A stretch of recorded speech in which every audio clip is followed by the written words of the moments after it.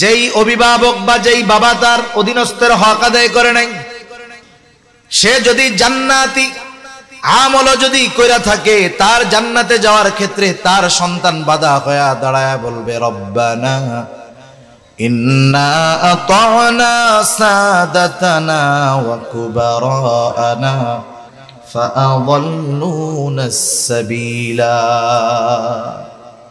বলবে রব, ইন্না আতা'না সাদাতানা ওয়া কুবারানা, আমরা আমাদের নেতাদের আর বড়দের অনুসরণ করেছি, আমি আমার বাবার কথা মতো চলেছি, আমার বাবা আমারে নামাজ পড়তে বলে নাই তাই পড়ি নাই, দ্বীনের উপরে চালায় নাই তাই চলি নাই।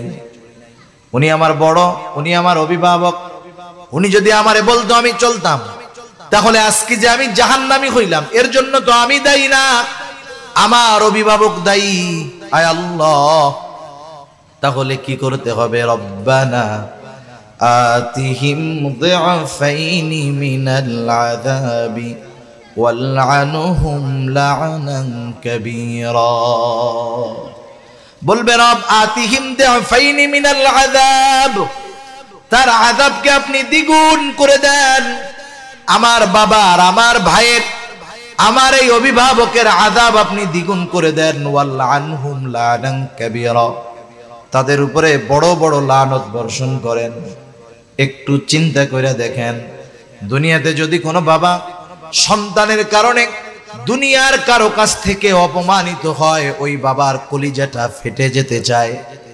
যেই সন্তানগুলোর জন্য রক্তকে পানি বানানো হলো, সব শখ আহ্লাদ কবর দিয়ে সন্তানের চাহিদা মেটানো হলো, ওই সন্তানের কারণে যদি কিয়ামতের ময়দানে অপমান অপদস্থ হতে হয়, এর চাইতে কপাল পোড়া অভিভাবক আর কেউ হতে পারে না। সেজন্য সময় থাকতে অধীনস্থদের হক আদায় আমরা করব ইনশাআল্লাহ। এই কথাই আল্লাহ তাআলা বলতেছেন, ইয়া আইয়ুহাল্লাযীনা আমানু কু আনফুসাকুম ওয়া আহলিকুম নারা। আল্লাহ তাআলা বলেন, হে ঈমানদারেরা, নিজে জাহান্নামের আগুন থেকে বাঁচো, অধীনস্থদেরকে জাহান্নামের আগুন থেকে বাঁচাও। সাহাবায়ে কেরাম প্রশ্ন করে, ইয়া রাসূলুল্লাহ, নিজেরা জাহান্নামের আগুন থেকে বাঁচবো নেক আমল করার মাধ্যমে, গুনার থেকে বাঁচার মাধ্যমে, কিন্তু অধীনস্থদেরকে জাহান্নামের আগুন থেকে কেমনে বাঁচাবো? কারণ দুনিয়ার কোনো মানুষ আরেকজন মানুষকে জাহান্নাম থেকে বাঁচাতে পারে না, জান্নাতেও নিতে পারে না। মুফাসসিরিনে কেরাম বলেন, এখানে এই কথার দ্বারা উদ্দেশ্য হলো নিজে নেক আমল ও গুনাহ ছাড়ার মাধ্যমে জাহান্নাম থেকে বাঁচো, আর তোমার উপরে অধীনস্থদের যেই ব্যাপারে যেই দায়িত্ব আছে, জিম্মাদারি আছে, সেই জিম্মাদারি পালন করে তাদেরকে জাহান্নামের আগুন থেকে বাঁচানোর সর্বাত্মক চেষ্টা তুমি করো। এই হকগুলো যারা আদায় করবে তারা তো তাদের জিম্মাদারি পালন করলো। কিয়ামতের দিন তার অধীনস্থ মানুষগুলো হক আদায় করার পরে যদি জাহান্নামী হয়, তাকে ধরার মতো সুযোগ নাই। তবে যারা হক আদায় করে নাই, এদের কেউ যদি জাহান্নামী হয়ে যায়, কিয়ামতের ময়দানে সে ছাড় পাবে না। এজন্য নবীও বলেন, কুল্লুকুম রাঈন ওয়া কুল্লুকুম মাসউলুনা আন রাইয়াতিহি। নবীজি বলেন, প্রত্যেকেই দায়িত্বশীল, আর কিয়ামতের দিন প্রত্যেককে তার দায়িত্বের ব্যাপারে জিজ্ঞাসা করা হবে। সেজন্য সম্মানিত উপস্থিতি, আমরা আমাদের অধীনস্থদের হকগুলো আদায় করব ইনশাআল্লাহ। নাইলে এরাই পরকালে আমার আপনার জাহান্নামে জান্নাতে যাওয়ার অন্তরায় হয়ে যাবে, জাহান্নামে যাওয়ার কারণ হয়ে যাবে। একজন মানুষ আল্লাহ তাআলার কাছে বলবে, আল্লাহ, আপনি সারা দুনিয়ার সব মানুষকে জাহান্নামে দিয়ে হলেও আপনি আমাকে মাফ করে জান্নাতে দিয়া দেন। কঠিন এক পরিস্থিতি। এ পরিস্থিতির কিছু কথা বলা যায়, কিন্তু এ পরিস্থিতির বাস্তবতা অনুধাবন করা যাবে কিয়ামতের ময়দানে। এজন্য দুনিয়া থেকে বিদায় নেওয়ার আগে দুনিয়ার মুআমালাত গুলো সাফ করার দরকার, পরিষ্কার করার দরকার। এই মুআমালাতের মধ্যে অন্যতম মুআমালাত হলো বান্দার হক। আল্লাহ তাআলার কিছু হক আমাদের কাছে পাওনা আছে, আর কিছু হক আছে বান্দার হক। আল্লাহ তাআলা তো মহান, তার দয়াও মহান, ক্ষমাও মহান। কেউ যদি দুনিয়াতে আল্লাহ তাআলার হক নষ্ট করে থাকে, আল্লাহ তাআলা যদি চান তার হক মাফ করে দিতে পারেন। কিন্তু কিয়ামতের ময়দানে মানুষ মানুষের হক মাফ করবে না। সেই দিন বাবা যদি সন্তানের কাছে হক পায়, সন্তান যদি বাবার কাছে পায়, মা যদি মেয়ের কাছে পায়, মেয়ে যদি মায়ের কাছে কোনো হক পায়, সেই হক আদায় করার সর্বোচ্চ প্রচেষ্টা প্রত্যেকটা মানুষ করবে। একদিন রাসূলুল্লাহ সাল্লাল্লাহু আলাইহি ওয়াসাল্লাম সাহাবাদেরকে নিয়ে বসে আছেন। ছোট ফ্যানটেন আছে, ছোট ফ্যানটেন থাকলে একটু নিয়ে আসেন। রাসূলুল্লাহ সাল্লাল্লাহু আলাইহি ওয়াসাল্লাম একদিন বসে আছেন, সাহাবাদেরকে নবীজি প্রশ্ন করতেছেন, তোমরা কি জানো কিয়ামতের দিন সবচাইতে নিঃস্ব কোন ব্যক্তি হবে? সবচেয়ে নিঃস্ব হবে কোন ব্যক্তি? সাহাবায়ে কেরাম বললেন, আল্লাহ এবং তার রাসূল ভালো জানেন। নবীজি তখন বললেন যে কিয়ামতের দিন সবচাইতে নিঃস্ব হবে ওই ব্যক্তি যার দুনিয়াতে নেক আমলের কোনো অভাব ছিল না, নামাজ, রোজা, হজ, যাকাত এগুলোর কোনো অভাব ছিল না। সমস্যা কি ছিল? একটাই অসুবিধা ছিল, যে সে দুনিয়াতে মানুষের হক নষ্ট করত। কার হক নষ্ট করত? মানুষের হক। এই লোকটা তো দুনিয়াতে নেক আমলের অভাব নাই, কিয়ামতের ময়দানে পাহাড় পরিমাণ নেক নিয়ে আল্লাহর সামনে হাজির হবে।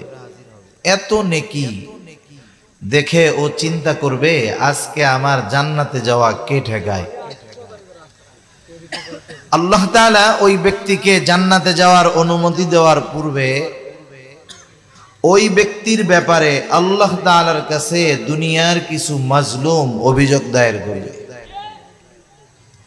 বলবে, আল্লাহ, এই লোকটা আজকে পাহাড় পরিমাণ নেকের মালিক, জান্নাতে যাওয়ার জন্য অপেক্ষমান। একে জান্নাতে দেওয়ার আগে এর ব্যাপারে আপনার কাছে আমাদের কিছু অভিযোগ আছে। আল্লাহ তাআলার কাছে ওই মানুষগুলো অভিযোগ দায়ের করবে। মনে রাখতে হবে, দুনিয়াতে যারা ন্যায় বিচার পায় নাই, আল্লাহ তাআলা সেই দিন ন্যায় বিচার বঞ্চিত মানুষগুলাকে ন্যায় বিচার প্রদান করবেন। আল্লাহ তাআলা কোরআনুল কারীমের মধ্যে বলেন, وَنَضَعُ الْمَوَازِينَ الْقِسْطَ لِيَوْمِ الْقِيَامَةِ فَلَا تُظْلَمُ نَفْسٌ شَيْئًا وَإِنْ كَانَ مِثْقَالَ حَبَّةٍ مِّنْ خَرْدَلٍ أَتَيْنَا بِهَا وَكَفَى بِنَا حَاسِبِينَ। আল্লাহ রাব্বুল আলামিন বলেন, আমি কিয়ামতের দিন ন্যায় বিচারের আদালত কায়েম করব। এমন এক বিচারালয়, এমন এক আদালত, দুনিয়ার আদালতের মধ্যে ন্যায় বিচারের চাইতে অবিচার বেশি, ন্যায় বিচার কম। কিন্তু আল্লাহ তাআলা নিজের আদালত, নিজের বিচারালয়ের ব্যাপারে বলেন, ফালা তুযলামু নাফসুন শাইআ। এমন বিচারালয়, কারো প্রতি কোনো জুলুম করা হবে না, সামান্যতম বিচার করা হবে না। وَإِنْ كَانَ مِثْقَالَ حَبَّةٍ مِّنْ خَرْدَلٍ أَتَيْنَا بِهَا। কেউ যদি দুনিয়ায় সরিষা দানা, শস্য দানা পরিমাণ কোনো আমল করে থাকে, আতাইনা বিহা, ওই আমল সহকারে তাকে হাজির করা হবে। শুধু তাই না, তার ওই আমলের হিসাবটাও নেওয়া হবে। এত মানুষের হিসাব আল্লাহ তাআলা কেমনে নিবেন? আল্লাহ তাআলাই বলেন, চিন্তার কারণ নাই, কাফা বিনা হাসিবিন, হিসাব নেওয়ার জন্য আমি নিজেই যথেষ্ট। সেই জন্য দুনিয়াতে যারা মাজলুম, ন্যায় বিচার পায় না, তাদের আসার জায়গা হলো আল্লাহ। দুনিয়াতে দেখবেন অনেক জালেম আছে, জুলুম করার পরে মাজলুম যখন মানুষের কাছে ন্যায় বিচার প্রত্যাশী হয়, অনেক মানুষ তাকে বলে, বেটা তোর একটু টাকা গেছে, জমি গেছে, এতে কি হবে, তুই বাইসা রইছিস আলহামদুলিল্লাহ ক। বলে না এরকম? দুনিয়ায় মাজলুমের পক্ষে যখন কেউ দাঁড়ায় না, তখন থাকেন আল্লাহ। এই জন্য নবীজি বলেন, তোমরা মাজলুমের বদদুআকে ভয় করো, কারণ তার মাঝে আর আল্লাহর মাঝে পর্দা নাই। মাজলুম যখন জুলুমের শিকার হয়ে দোয়া করে, তার দোয়া যিনি কবুল করে নেন তিনি কে? সেই জন্য দুনিয়াতে যারা বিচার পায় নাই, আল্লাহ তাআলা সেই দিন ন্যায় বিচার পাওয়ায়া দিবেন। লোকটা এবার বলবে, আল্লাহ এই লোকটা দুনিয়াতে আমার হক নষ্ট করেছে, তাকে জান্নাতে দেওয়ার আগে আপনি তার থেকে আমার হকটা আদায় করে দেন। আল্লাহ তাআলাও তাকে জিজ্ঞাসা করবে, কি ব্যাপার, তোমার ব্যাপারে যে অভিযোগ দায়ের করা হচ্ছে এটা সত্য? কিয়ামতের দিন মিথ্যা বলার কোনো সুযোগ নাই। দুনিয়ার আদালতে মিথ্যা সাক্ষী পাওয়া যায়, মিথ্যা বয়ান দেওয়া যায়, বক্তব্য দেওয়া যায়, কিন্তু কিয়ামতের দিন মিথ্যা সাক্ষ্য দেওয়ার সাক্ষী পাওয়া যাবে না। বরং কিয়ামতের দিন কোনো মানুষকে সাক্ষী হিসাবে লাগবে না, বরং তার কৃত আমলগুলো, কর্মগুলো, যেই অঙ্গ প্রত্যঙ্গ দিয়ে করেছে, তারাই তার ওই কর্মগুলোর ব্যাপারে সাক্ষী দিয়া দিবে। সেই দিন মানুষের হাত কথা বলবে, চোখ কথা বলবে, পা কথা বলবে। আল্লাহ তাআলা কোরআনুল কারীমের মধ্যে বলেন, আল ইয়াউমা নাখতিমু আলা আফওয়াহিহিম ওয়া তুকাল্লিমুনা আইদিহিম ওয়া তাশহাদু আরজুলুহুম বিমা কানু ইয়াকসিবুন। আল্লাহ তাআলা বলেন, আল ইয়াউম, আজকের এই দিন অর্থাৎ কিয়ামতের দিন, নাখতিমু আলা আফওয়াহিহিম, আমি তাদের মুখের উপরে মেহর মেরে দিব। ওয়া তুকাল্লিমুনা আইদিহিম, আমার সাথে কথা বলবে তাদের হাত। ওয়া তাশহাদু আরজুলুহুম, সাক্ষী দিবে তাদের পা। বিমা কানু ইয়াকসিবুন, এই হাত পা দ্বারা তারা কি উপার্জন করেছে।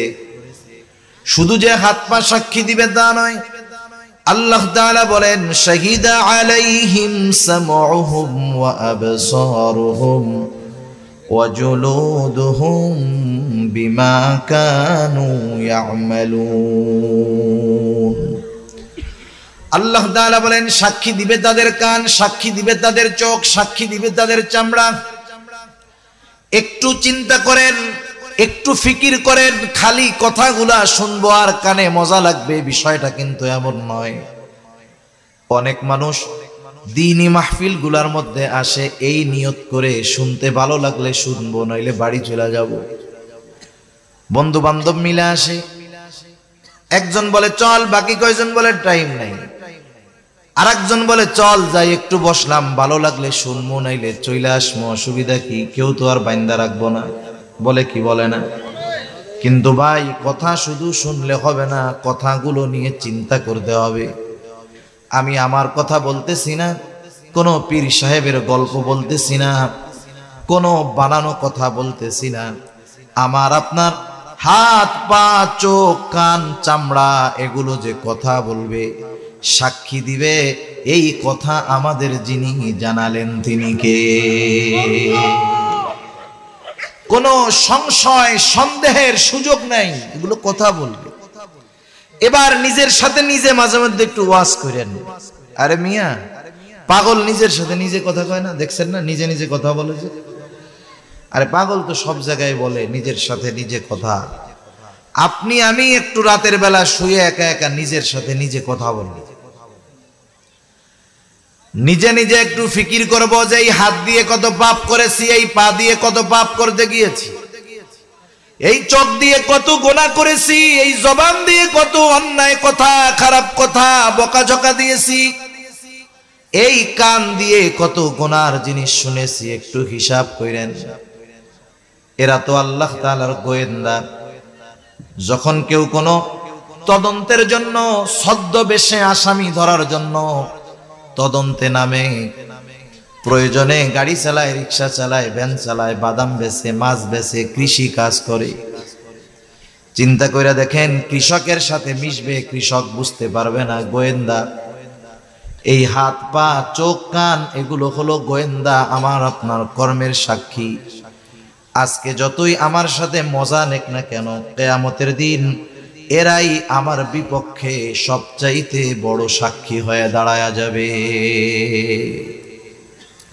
মিথ্যা বলার উপায় নাই। যেই অঙ্গ প্রত্যঙ্গ দিয়ে আমরা অন্যায় করি সেগুলাই কিয়ামতের দিন আল্লাহর সামনে আমার আপনার ব্যাপারে সাক্ষী দিবে, কথা বলবে। যাই হোক, লোকটা বলবে, হ্যাঁ আল্লাহ, আমার ব্যাপারে যা অভিযোগ দায়ের করেছে সত্য। আল্লাহ তাআলা বলবে, যাও তাকে তুমি তার হক আদায় করে দাও।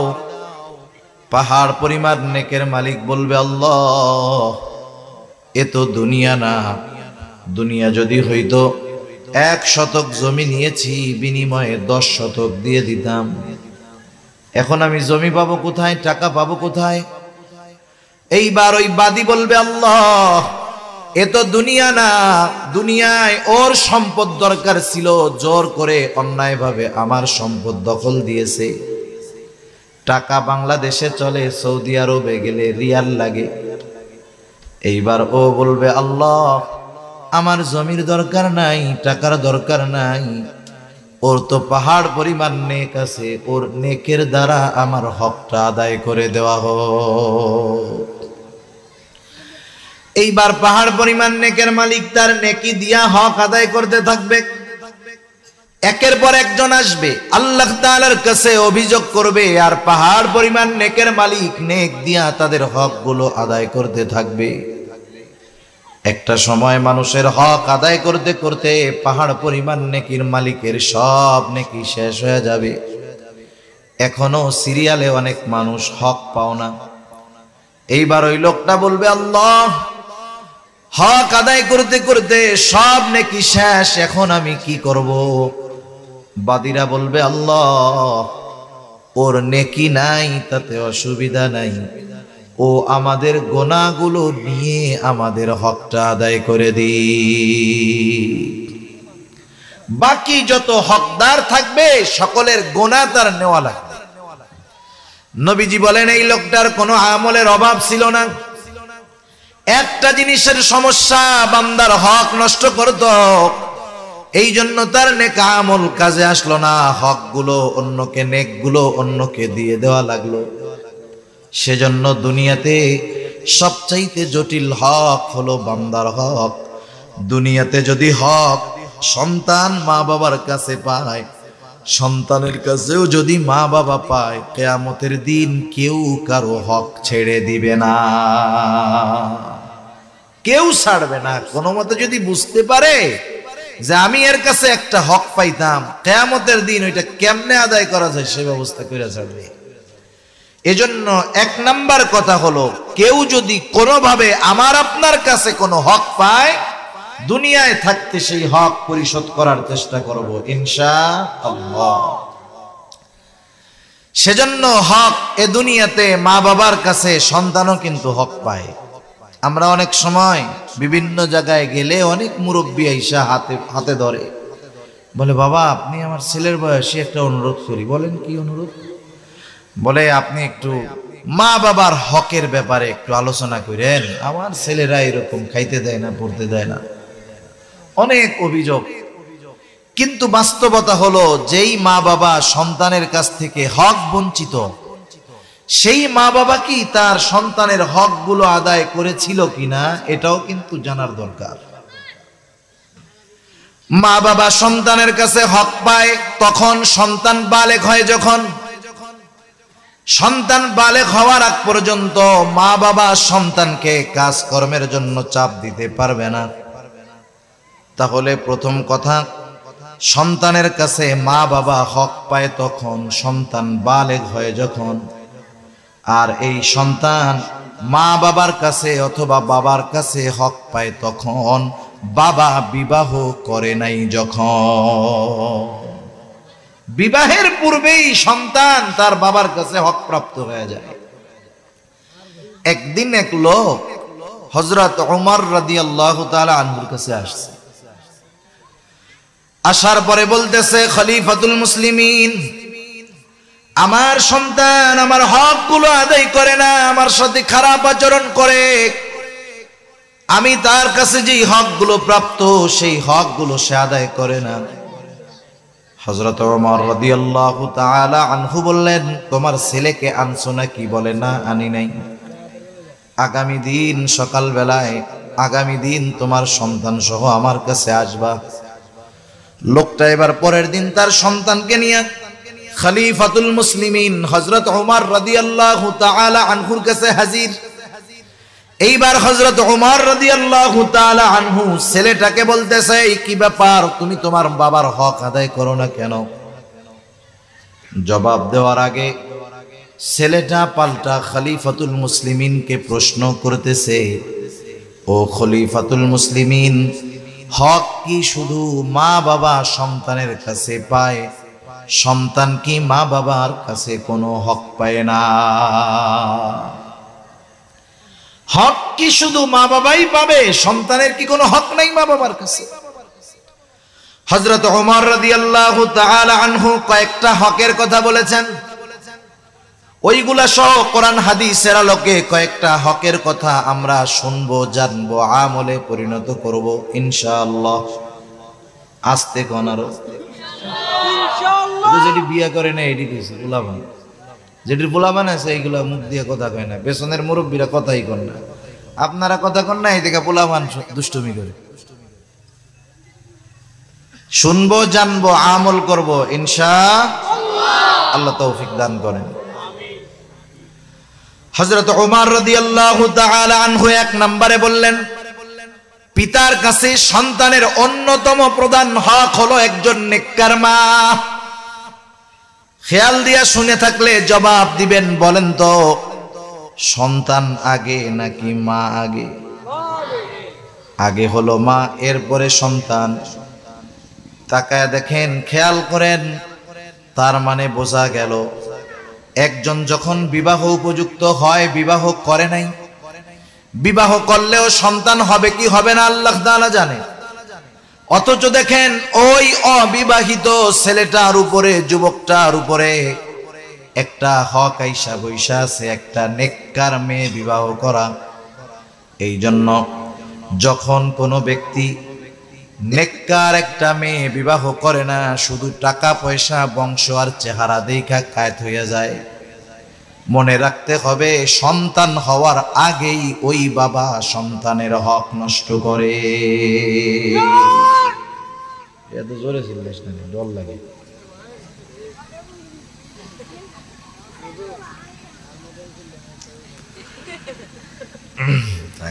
জজবা বেশি গুণ হয়, তাই না? সন্তান দুনিয়ায় আসার আগেই সন্তানের হক নষ্ট করে বসতেছে কত বাবা। সেজন্য নবীও বলেন, বিবাহ করার সময় চারটা গুণ দেখে বিবাহ করা হয়। জামাল, সৌন্দর্য দেখে বিবাহ করা হয়, সম্পদ দেখে বিবাহ করা হয়, বংশ দেখে বিবাহ করা হয়। নবীজি বলেন, ফাজফার বিদাতিদ্দিন, দিন দেখেও বিবাহ করা হয়, তবে ফাজফার বিদাতিদ্দিন, তোমরা দিনকে প্রাধান্য দাও। হতে পারে বাকি তিনটা নাই, দিনদারিত্ব আছে। ওই দিনদার কন্যার গর্ভে আল্লাহ তাআলা হয়তো এমন এক সন্তান দিবে, যেই সন্তান তোমার বাকি তিনটা না পাওয়ার দুঃখটাকে দূর করে দিবে। আল্লাহ তাআলা চাইলে পারেন কি পারেন না? এই জন্য বিবাহের ক্ষেত্রে দিনদারিত্বকে প্রাধান্য দেওয়া, এটা সন্তানের অন্যতম হক। এইবার যখন একটা দিনদার মেয়ে বিবাহ করবে, আল্লাহ তাআলা যদি ওই মেয়ের গর্ভে সন্তান দেয়, এবার ওই নারীর জন্য, বোনের জন্য কিছু করণীয় আছে।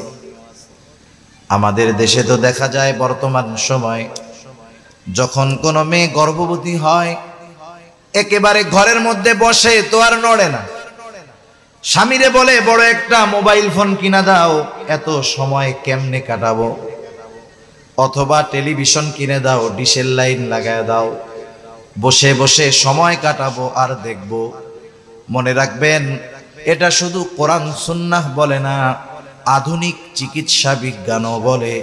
সন্তান যখন গর্ভে আসে, ওই মা যেই কাজ করে, কথা বলে, এক কথায় মায়ের সমস্ত কিছুর প্রভাব ওই গর্ভের সন্তানের উপরে এর প্রভাব পড়ে। ওই সময় যদি মা ভালো কাজ করে, ওর প্রভাবও সন্তানের উপরে পড়ে। মন্দ কাজ, গুনার কাজ যদি করে, এর প্রভাবও সন্তানের উপর পড়ে। এজন্য চিকিৎসা বিজ্ঞান নিয়ে যারা গবেষণা করে, ইউরোপ আমেরিকার বড় বড় ডাক্তার যারা প্রেগন্যান্ট মহিলাদেরকে নিয়ে বিভিন্ন কনফারেন্স করে আর তাদেরকে পরামর্শ দেয়, আপনি যদি চান আপনার সন্তানটা ভালো গায়ক হবে, তাহলে আপনি আপনার পছন্দের শিল্পীর গান শুনবেন, নিজেও গুনগুন কইরা গান গাইবেন, তাহলে এর প্রভাবটা সন্তানের উপরে পড়বে। আপনি যদি চান আপনার সন্তানটা ভালো অভিনেতা হোক, তাহলে আপনি যাকে পছন্দ করেন তার অভিনয় দেখবেন, নিজেও পারলে অভিনয় করবেন। এই যে ইসরায়েল হলো এমন এক দেশ, ওই দেশে যখন কোনো নারী গর্ভবতী হয়, তার সমস্ত রক্ষণাবেক্ষণের দায়িত্ব ওই দেশের গভর্নমেন্ট নিয়ে নেয়, একেবারে নিবিড় পর্যবেক্ষণে রাখে তাকে। ওই প্রেগন্যান্ট মহিলাকে দিয়া জটিল জটিল সমীকরণ অঙ্ক করায়।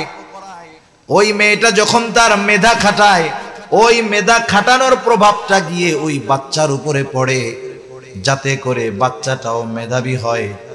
চিন্তা কইরা দেখেন, গান শুনলে, গান গাইলে যদি গায়ক হয়, অভিনয় করলে, অভিনয় দেখলে যদি অভিনেতা হয়, বলেন তো কোন মা যদি কোরআন শুনে, কোরআন পড়ে, দুরূদ শরীফ পড়ে, ইস্তেগফার পড়ে, তাহলে এর প্রভাব কি বাচ্চার উপরে পড়বে না? সারা জিন্দেগি উল্টা পাল্টা কইরা এরপরে মানত করে, আল্লাহ আমার পোলারে বাইজিদ বুস্তামি বানাই দিয়ে। মিয়া, বাইজিদ বুস্তামি বানাইতে হইলে বাইজিদ বুস্তামির মতো মা হইতে হয়, এত সহজ না। সন্তান যখন এইভাবে চলতে থাকবে, এবার দুনিয়ায় যখন ভূমিষ্ঠ হবে সন্তান, রাসূলুল্লাহ সাল্লাল্লাহু আলাইহি ওয়াসাল্লাম এক হাদিসের মধ্যে বলেন, সন্তানের অন্যতম হক হইল তার ডান কানে আজান দিতে হবে, বাম কানে ইকামত দিতে হবে। আফসোস, সমাজের অনেক মানুষ এই জিনিসটা বোঝে না, জানে না। মনে করেন বাচ্চা হইছে হসপিটালে, বাচ্চা হইছে রাত ৩টার সময়, ফোন দিয়েছে ওই মহিলার স্বামীর কাছে যে শোনো, তোমার একটা ছেলে হইছে, আলহামদুলিল্লাহ। এইবার যার ছেলে হইছে সে ফোন দিছে মসজিদের মুয়াজ্জিনের কাছে, রাত ৩টার সময় ফোন দিছে, হ্যালো আসসালামু আলাইকুম মুয়াজ্জিন হুজুর। রাত ৩টার সময় তো মানুষ মরলে ছাড়া পাবলিক ফোন দেয় না, দাওয়াত খাওয়াইতে তো আর ফোন দিবেন না ৩টার সময়। কয় কে মরছে, কে মরছে? আরে মরে নাই কেউ, আমার একটা ছেলে হইছে। তা কি করবো? কয় একটু আজান দিয়া দেন। পোলায় হইল কই, খবর দেয় কই, আর আজান দেয় কই? আজান দিতে হবে, ওই নবজাতকের ডান কানে আজানের শব্দগুলো বলতে হবে, বাম কানে আজানের ইকামতের শব্দগুলো বলতে হবে। কোন পুরুষ যদি না থাকে, নারীরা এই শব্দগুলো দুই কানে শোনায় দিবে। দুনিয়ার কোনো আওয়াজ, দুনিয়ার কোনো কোলাহল, কোনো আওয়াজ তার কর্ণকুহরে প্রবেশ করার পূর্বে আল্লাহ তাআলার বড়ত্বের আওয়াজ তার কানে পৌঁছায়া দিতে হবে। এটা সন্তানের অন্যতম হক। এরপরে সন্তান যখন 7 দিন বয়স হবে, সুন্দর একটা নাম রাখতে হবে তার, সুন্দর একটা নাম, যেই নামটা তার ধর্মীয় পরিচয় বহন করে। কিন্তু আফসোস, মুসলমান ধর্মীয় পরিচয় বহনকারী নামটাকে শুধু সার্টিফিকেটের মধ্যে রাখা দেয়, আর ডাক নামটা এমন রাখে, ডাক দিলে বোঝা যায় না এটা মুসলমান না অন্য ধর্মের। যদি ওই নামের কেউ থাকেন রাগ হয়েন না, আব্দুর রহমান, কত সুন্দর নাম না? কিন্তু পুরা নাম হইল আব্দুর রহমান টনি। আব্দুর রহমান সার্টিফিকেটের মধ্যে আছে টনি টনি করে ডাকে এরকম। শহরে তো অনেকে টনি কুকুরের নাম রাখে। টনি মুসলমানের নাম না খ্রিস্টানের নাম না বৌদ্ধের নাম বোঝা যায়। সেই জন্য ডাক নামটা হবে এমন, ডাক দেওয়ার সাথে সাথে যেন বোঝা যায় এই লোকটা মুসলমানের সন্তান, নিজেও মুসলমান। আল্লাহ তাআলার কাছে নবীজি বলেন প্রিয় নাম হলো আব্দুল্লাহ আর আব্দুর রহমান। যদি আব্দুল্লাহ আর আব্দুর রহমান বেশি হয়ে যায় তাইলে আল্লাহর গুণবাচক যেই নামগুলো আছে ওইগুলার সাথে আব্দ যোগ কইরা রাখা যায়। যেমন আব্দুল মালিক, আব্দুল খালেক, আব্দুস সামাদ, আব্দুস সবুর, আব্দুর রহিম, আব্দুল গফুর, এরকম নাম আছে না নাই? এই ধরনের নাম যখন কেউ রাখবে ডাকার ক্ষেত্রেও সতর্ক হওয়া লাগবে। আব্দুর রহিমকে রহিম ডাকা যাবে না, গফুরকে আব্দুল গফুরকে শুধু গফুর ডাকা যাবে না, আব্দুস সামাদকে শুধু সামাদ ডাকা যাবে না। আমাদের অবস্থা হইল আব্দুস সামাদকে শুদ্ধ ভাষায়ও সামাদ ডাকে না, মাঝে মধ্যে তেড়া বেকা করে কয়ও সামাদ দে ডাকে না। এরকম ইসলামে নিষেধ, কারোর নাম এরকম ব্যঙ্গ করে ডাকা, এগুলো ইসলাম সমর্থন করে না, নিষেধ ডাকা। এগুলো জাহেলিয়াতের সময় মানুষকে আর এক মানুষ তার নামটারে ব্যঙ্গ করে ডাক দিত। সেজন্য নাম যদি রাখে সুন্দরভাবে তার পরিপূর্ণ নাম ধরে আমরা ডাকবো। সুন্দর একটা নাম, এটা সন্তানের অন্যতম একটা হক। এরপরে সপ্তম দিন আকিকা দিবে। আকিকা যদি ছেলে হয় 2টা ছাগল দিয়া দিবে, মেয়ে হলে 1টা দিয়া দিবে। আর যদি সামর্থ্য না থাকে ছেলেও হোক 1টা দিয়া দিবে। 7 দিনের দিন সামর্থ্য নাই, পারলে 14তম দিনে দিবে, 14তম দিনে পারে নাই 21তম দিনে দিবে। এরপরেও যদি ওই সময় অ্যাবিলিটি না থাকে পরবর্তীতে যখন পারে তখন দিয়া দিবে। কিন্তু অনেক মানুষ ইচ্ছা করে গাফলতি করে, টাকা পয়সা অ্যাবিলিটি সামর্থ্য থাকার পরেও বিলম্ব কইরা চিন্তা করে কোরবানির সাথে একসাথে দিয়া দি মনে আছে না এরকম। এই জন্য কোরবানি যখন আসে দেখবেন এক গ্রুপ কোরবানির সাথে আকিকা দেওয়া যাবে না, এইসব হারাম হুরাম এইসব কইয়া উতরায় ফেলায়। আসলে আমলের ক্ষেত্রে যেটা সুন্নাহ তথা রাসূলুল্লাহ সাল্লাল্লাহু আলাইহি ওয়াসাল্লাম আমলের ক্ষেত্রে যেই পদ্ধতি বলছেন এটা অনুসরণ করা। ওই সময় যদি কেউ অপারগ হয় তখন জায়েজের পথে হাঁটবে। কোরবানির সাথে আকিকা দেওয়া জায়েজ, সুন্নাত নয়, দেওয়া যায় জায়েজ। তবে আপনার সুন্নাতের উপরে আমল করার সুযোগ থাকার পরেও কেন আপনি জায়েজের দিকে যাবেন? আগের থেকে দিয়া দেন।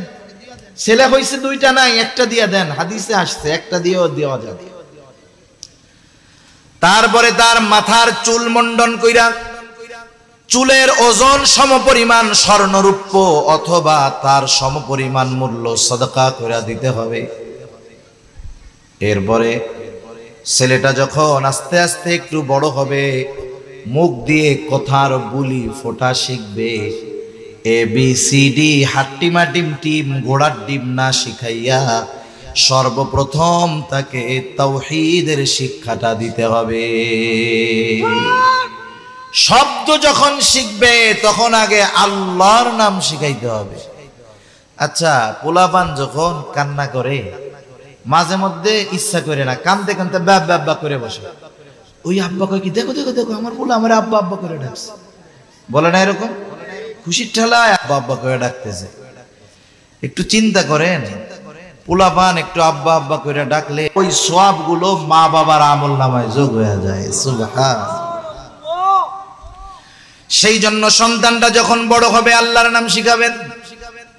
যখন বাক্য বলা শিখবে কবিতা আগে শিখায়েন না, লা ইলাহা ইল্লাল্লাহ মুহাম্মাদুর রাসূলুল্লাহ, এই বাক্যগুলা তাদেরকে আমরা আগে শেখাবো।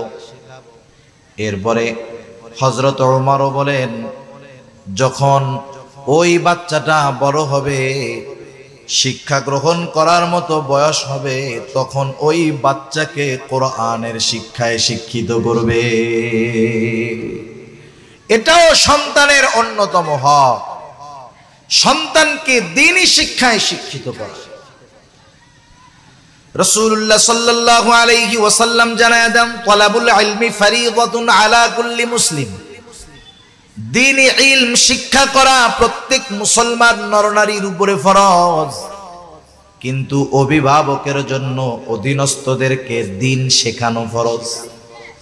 সেই জন্য কোন অভিভাবক যদি তার অধীনস্থদেরকে দ্বীন না শেখায়, কিয়ামতের দিন ওই সন্তান কিন্তু তার জান্নাতে যাওয়ার বাধা হয়ে দাঁড়ায় যাইতে পারে। এই জন্য সন্তানকে প্রাথমিক শিক্ষা দিবেন দ্বীনি শিক্ষা। এই যে মাদ্রাসা, নুরানি মাদ্রাসাগুলো, এখানে যদি তার ভিত্তিমূলক শিক্ষাগুলো দ্বীনি শিক্ষা হয়, ক্লাস 2-3 পর্যন্ত যখন কোনো বাচ্চা পড়ালেখা করে এই মাদ্রাসাগুলায়, দ্বীনের উপরে, ইসলামের উপরে নিজের জীবন পরিচালনার জন্য মোটামুটি যা কিছু দরকার সবকিছু সে শিখে যায়। নুরানি আছে না এই জায়গায়? প্রদর্শনী দিয়েছেন।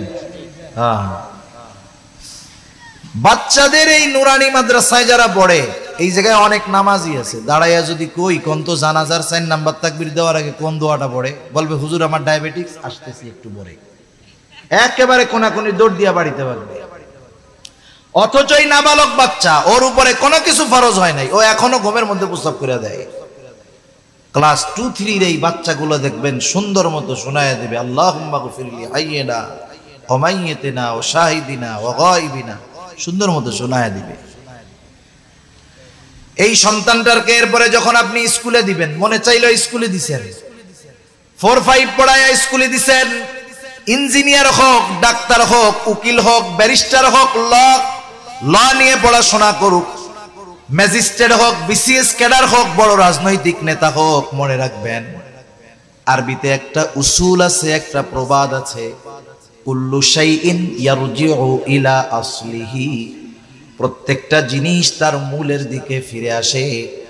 আমি বুকে হাত দিয়ে বলতে পারি, কসম করলে হলফ করা লাগবে না, হানেস হবে না, কসম করলে হানেস হবে না, যে ক্লাস 3-4-5 পর্যন্ত যেই ছেলেটা এই নুরানি মাদ্রাসা গুলায় পড়বে, ও দুনিয়ার লাইনে যে যত বিখ্যাত হোক না কেন, ও বেঈমান হবে না, ও নাস্তিক হবে না, ও ইসলাম বিদ্বেষী হবে না, কোরআন বিদ্বেষী হবে না, বরং জীবনের পড়ন্ত বেলায় আবার মূলের দিকে ফিরে আসবে, আল্লাহর পথের পথিক সে ইনশাআল্লাহ হয়ে যাবে।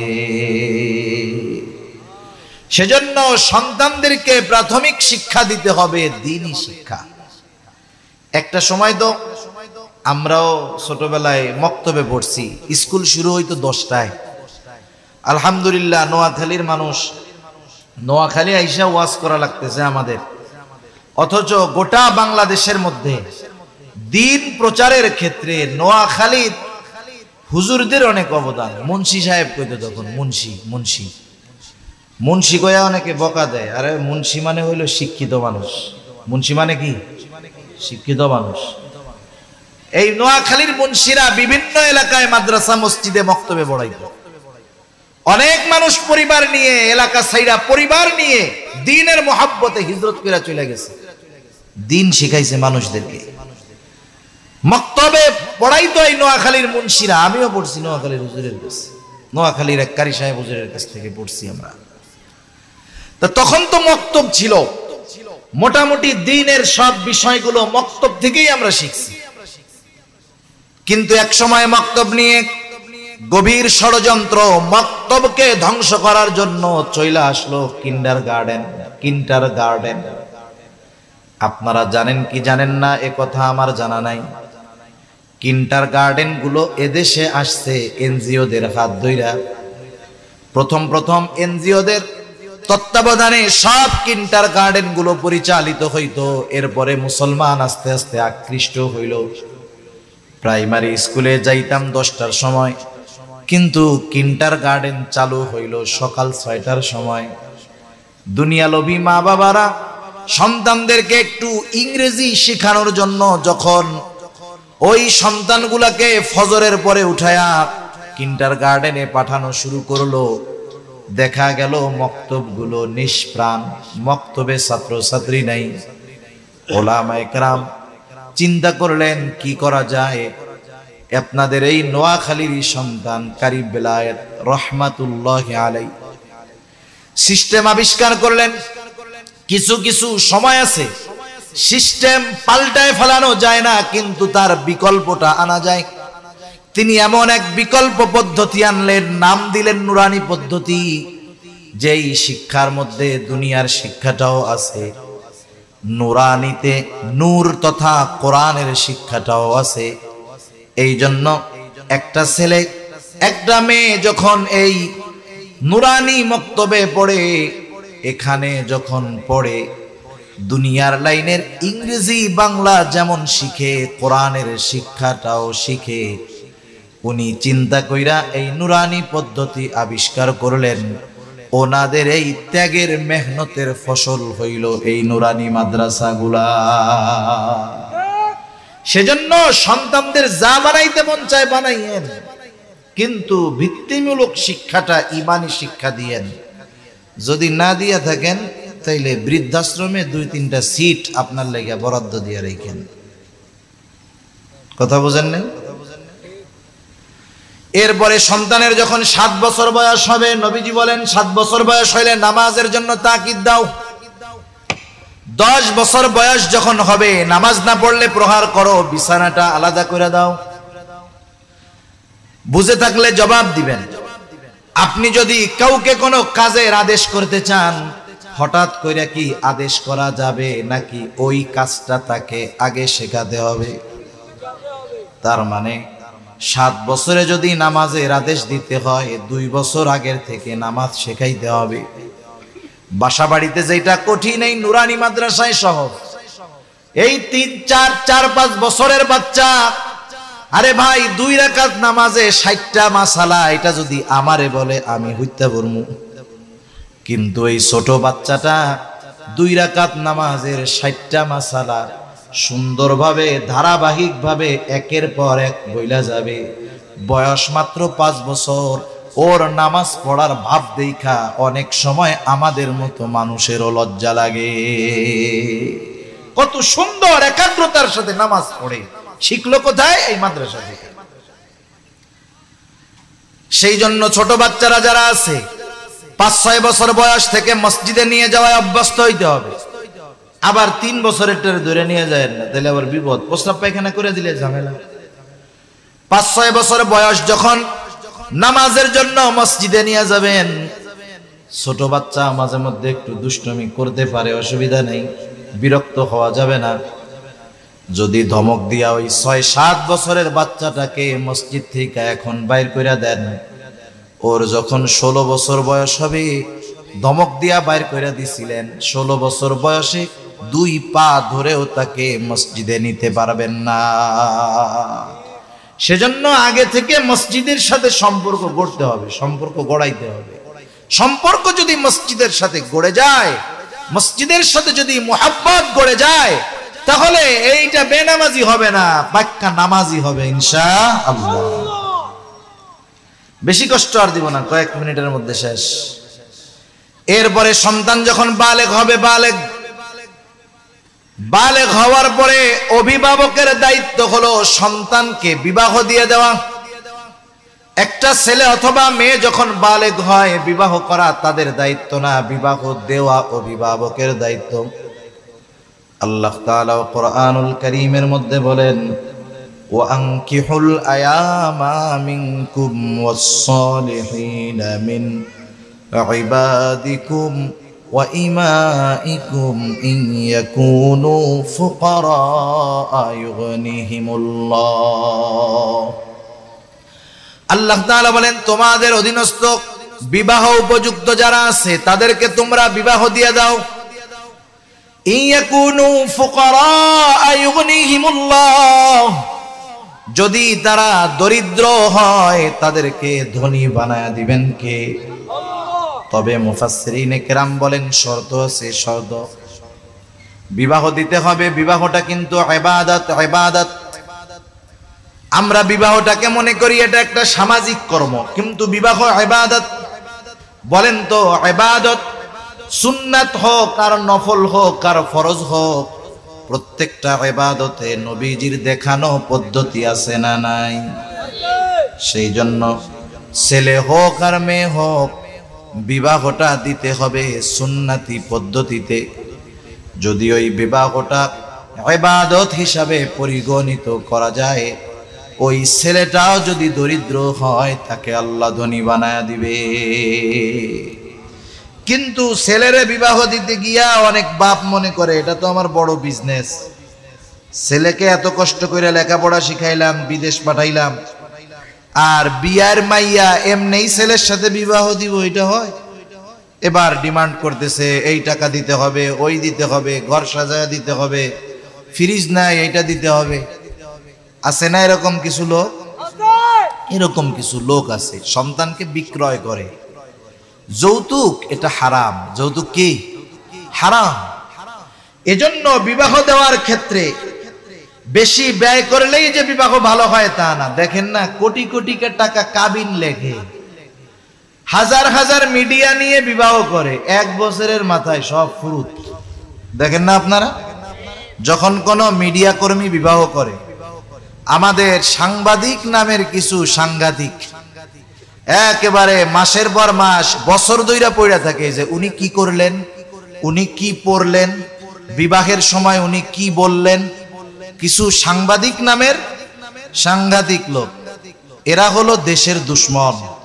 সাংবাদিকদের দায়িত্ব হলো দেশের অরাজকতা, দুর্নীতি, কোথায় কাজ করার দরকার, কোন সেক্টরে গাফলতি আছে, এগুলো দেশের সামনে, মানুষের সামনে তুলে ধরা, যাতে করে ওই সেক্টরের মানুষগুলো সতর্ক হয়ে যায়, ওই কাজগুলো যেন সহজে হয়ে যায়।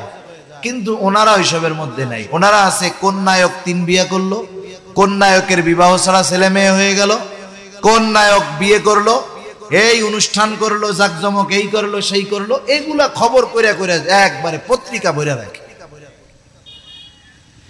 এই ধরনের বিবাহগুলো যত জাকজমকের সাথে হয় তত দ্রুত বেলুনের মতো ফটাস করে ফুটে যায়। ঠিক কিনা বলেন? কিন্তু অনেক মুরব্বী চাচা আছে, দেখেন কাবিন লেখছে 50 টাকা, 50 বছর পার হয়ে গেছে, বুড়া বুড়ির মধ্যে একদিনও ঠুনাঠুনি লাগে নাই। আছে না নাই? আরে মিয়া, খরচ বেশি হইলেই বরকত হয় না। এজন্য নবীও বলেন, ইন্না আ'যামান নিকাহি বারাকাহ আইসারুহা মাউনাহ। যেই বিবাহের মধ্যে খরচ কম, নবীজি বলেন সেই বিবাহের মধ্যে বরকত বেশি। এই জন্য যাদের বিবাহ উপযুক্ত সন্তানেরা আছে, বিবাহ দেওয়ার ক্ষেত্রে সন্তানকে ব্যবসার পণ্য বানায়েন না। অল্প খরচে কনে পক্ষের উপরে চাপ কম দিয়া সন্তানটাকে বিবাহ করান, আল্লাহ তাআলা বরকতের দরজা খুলে দিবে। আর যদি বলেন না এত তাড়াতাড়ি বিবাহ কিসের, পোলায় ইনকাম করতেছে, 5 বছর খাইয়া লই এরপরে বিবাহ দিব, মনে রাখবেন যৌবনে পদার্পণ করার পর কোন ছেলে অথবা কোন মেয়ে যদি পাপের সাথে জড়ায় যায়, ওই সন্তানটা যেই পাপ করবে, বাপ যদি হাজী সাহেব হয়, ওই সন্তানের পাপের সমপরিমাণ গুনাহ বাবার আমলনামায় লেখা হয়ে যায়। এজন্য সন্তানদের বিবাহ দেওয়া অভিভাবকের দায়িত্ব। এই পর্যন্ত দায়িত্ব যদি কোনো অভিভাবক পালন করে, এরপরে যদি সন্তান খারাপ হয়ে যায়, এর জন্য বাবার কোনো জবাবদিহিতা আল্লাহর কাছে দেওয়া লাগবে না।